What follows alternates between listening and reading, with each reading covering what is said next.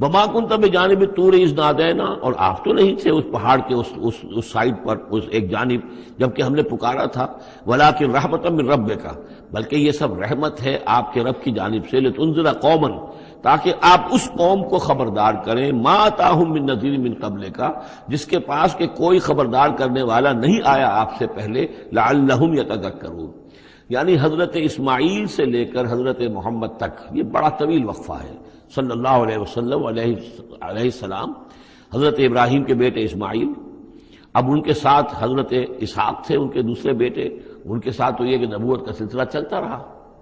اور وہ یہ کہ 1400 برس تو ایسے ہیں کہ کوئی ایک لمحہ بھی ایسا نہیں تھا کہ نبی نہ ہو، ان کے پاس کتابیں تھیں، ان کے پاس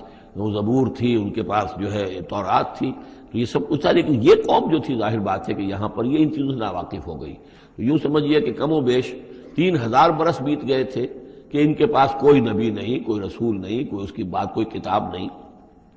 تو اب ہم نے یہ چاہا کہ ہم آپ ان کو لتنذر قوما ما اتاہم من نذیر، اس قوم کو آپ خبردار کریں کہ جس کے پاس آپ سے پہلے من قبل کا کوئی نذیر نہیں آیا، کوئی ڈر سنانے والا، کوئی خبردار کرنے والا، لعلہم یتذکرون، شاید کہ وہ نصیحت حاصل کریں۔